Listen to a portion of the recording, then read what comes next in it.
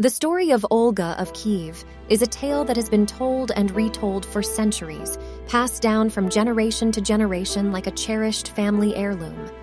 It is a story of power, betrayal, revenge, and redemption, filled with twists and turns that keep the reader on the edge of their seat until the very end. It begins with Olga, a young woman from the city of Pskov who was married to Igor, the Prince of Kiev. Together, they had a son named Sviatoslav, and all seemed well.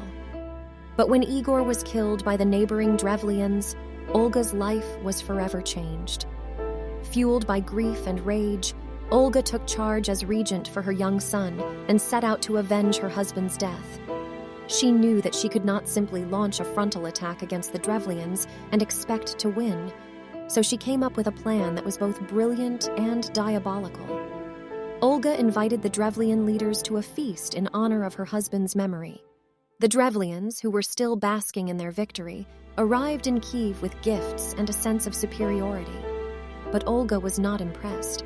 She knew that she needed to play the long game, and so she welcomed the Drevlians with open arms. As the feast progressed, Olga plied her guests with strong drink and sumptuous food.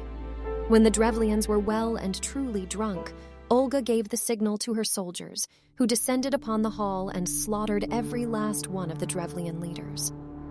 But Olga was not finished yet. She wanted to make sure that the Drevlians would never again challenge her power, so she hatched a diabolical plan. She demanded that each Drevlian household send her tribute of 3 pigeons and 3 sparrows. The Drevlians, who were desperate to avoid Olga's wrath, complied with her demands. But they soon found out that Olga had a twisted sense of humor.